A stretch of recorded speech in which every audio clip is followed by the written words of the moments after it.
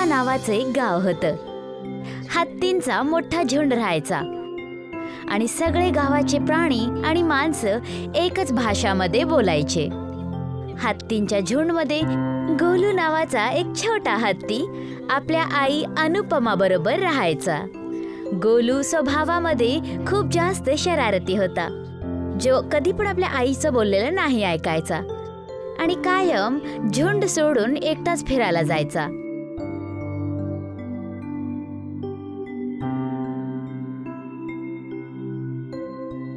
मी किती वेळा तुला सांगितलं आहे गोलू की झुंडला सोडून एकटा कुठं जाऊ नकोस. जंगल खतरेनं भरलेलं आहे. आई, तू तर उगाच चिंता करत असतेस. जेव्हा बघू मला ओरडतच असतेस. आम्ही हत्तींचं कोणी काही बिघडू शकतोय बघ. बाळा, असं नाही बोलायचं. खूप वेळा हत्तींचे शिकारी जंगलामध्ये कायम येऊन हत्तींना बंदी बनवून घेऊन जातात. गोलू आपल्या आईचं न ऐकता एकदा पुन्हा झुंड पासून दूर निघून जातो.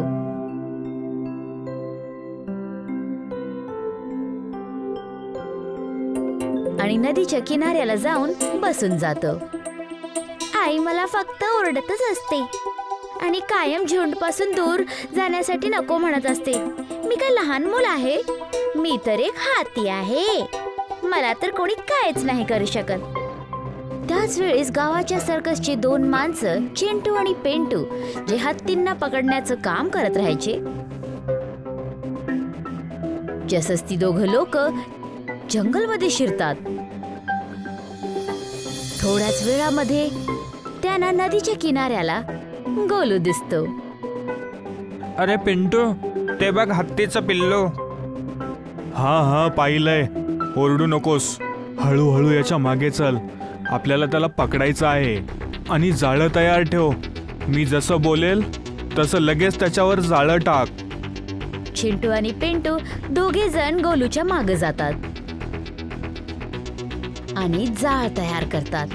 पण जसंच ते दोघे जण गोलूवर जाळ टाकणारच होते, तसंच तिथे अनुपमा पोचते आणि गोलूच्या जागेटी स्वतःला पुढे करते आणि चिंटू आणि पेंटू अनुपमाला पकडतात. छोट्यापेक्षा तर मोठाच चांगला आहे. आई, आई नको. सोडा माझ्या आईला, सोडा. पळ गोलू, मागं वळून बघू नकोस. आपले प्राण वाचव. पळ इथून गोलू, पळ. गोलू रडून रडून तिथून पळून जातो. गोलू गावाच्या रस्त्याने पळून जातो. अरे तू इथं काय करत आहेस? तुम्ही हाती तर जंगलात राहता ना? गोलू उत्तर न देता फक्त रडतच राहिला.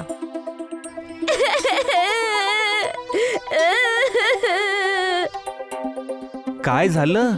तू एवढं रडत का आहेस? तुझं नाव काय आहे? माझं नाव गोलू आहे.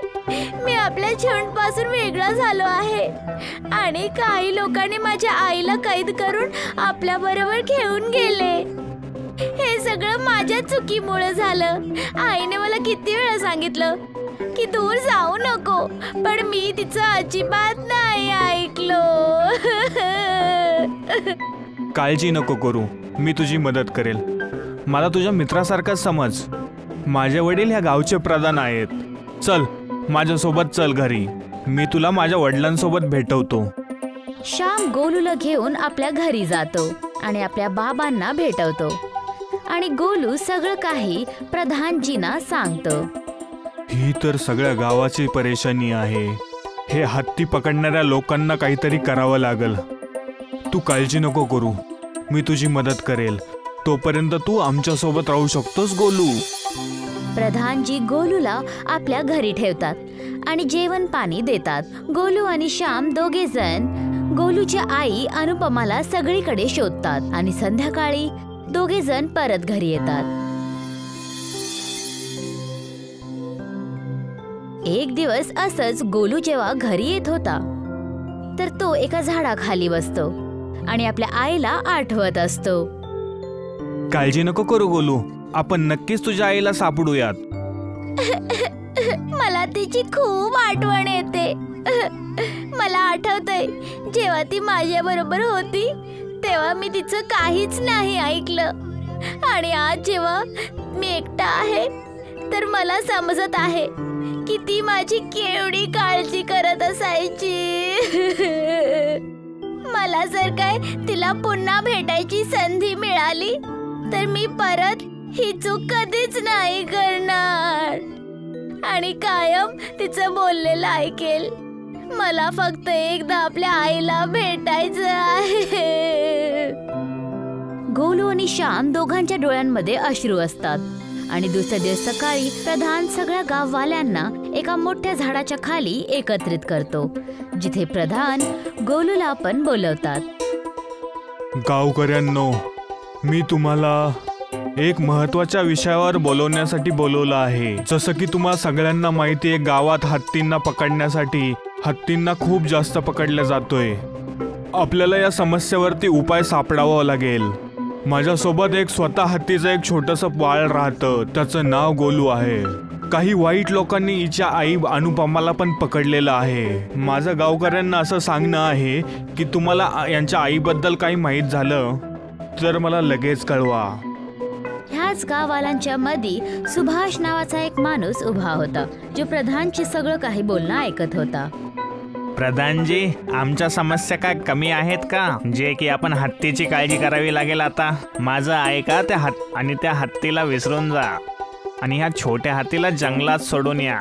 शेवटी का आपण जंगलाचं ओझं आपल्यावरती घ्यावं? हा, हे काय बोलत आहेस तू सुभाष? तुझ्यामध्ये थोडी पण दया नाहीये का? एक हातीचा छोटासा बाळ त्याच्या आईपासून वेगळं झालं आहे आणि त्याची मदत करणं आपलं कर्तव्य आहे आणि प्रकृती वाचवणं आपला धर्म पण आहे.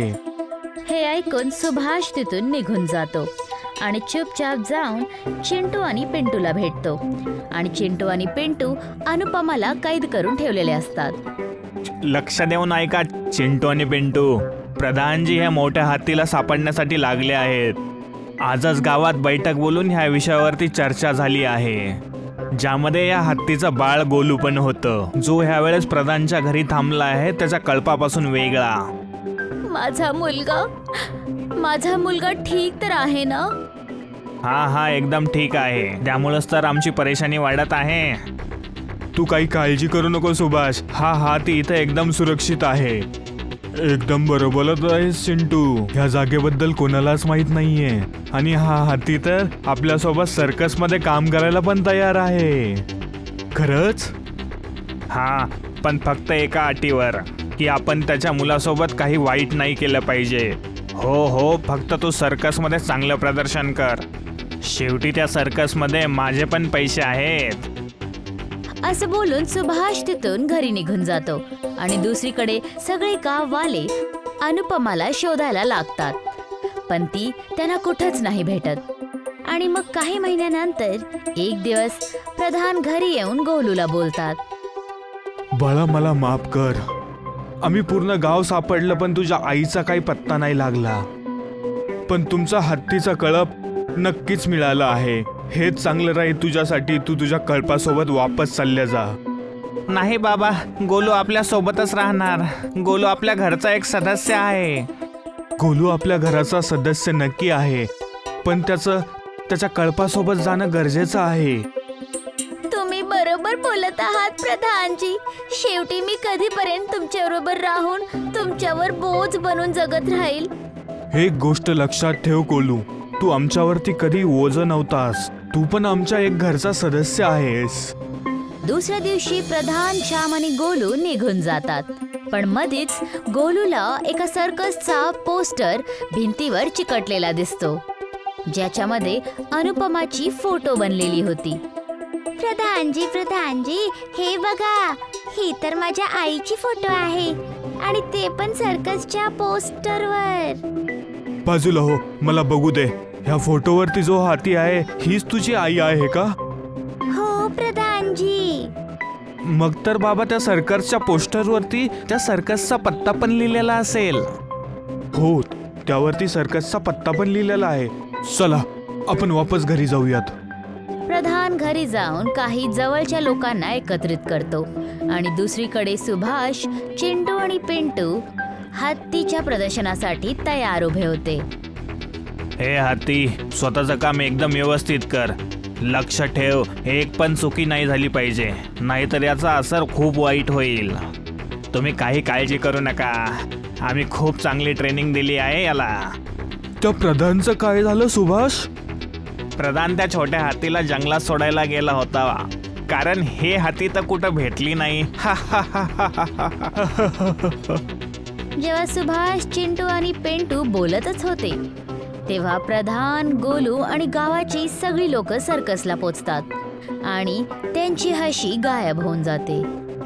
हसा, खूप हसत होतास ना, आता काय झालं? प्रधानजी, तुम्ही इथं कसं काय? मला भरोसा नाही बसत आहे विश्वास. तू लालचीमध्ये एवढा खाली पडशील की एका मुलाला त्याच्या आईपासून वेगळं करशील. यासाठी मी तुला कधीच माफ नाही करणार. प्रधानला बघून चिंटू आणि पिंटू पळण्याचा प्रयास करतात आणि तसंच अनुपमा त्यांच्या समोर येऊन उभी राहते.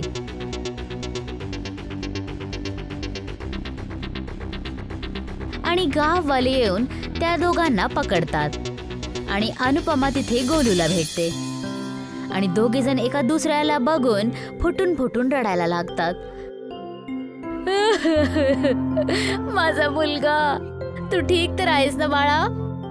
हो, मी ठीक आहे आई. तू कशी आहेस? मला तुझी खूप आठवण आली होती. मला माफ कर आई, मी तुझं बोलणं नाही ऐकलं होतं. मी आज तुला वादा करतो की आजपासून मी तुझं बोललेलं सगळं काही ऐकेल. बस तू मला सोडून परत कधी जाऊ नको. ही गोष्ट फक्त अनुपमा आणि गोलूची नाही, पण प्रत्येक आई बाबा आणि त्यांच्या मुलांची आहे. आई बाबांचे शब्द कधी कधी खूप जास्त कडू लागतात, पण ते आपल्या बऱ्यासाठीच बोलतात. म्हणून त्यांच्याकडून भांडण न करता आपल्याला त्यांचं बोलणं पण कडू औषधांसारखं पिऊन जायला हवं, कारण त्यांच्याहून मोठे शुभचिंतक ह्या दुनियामध्ये आपले कोणच नाही.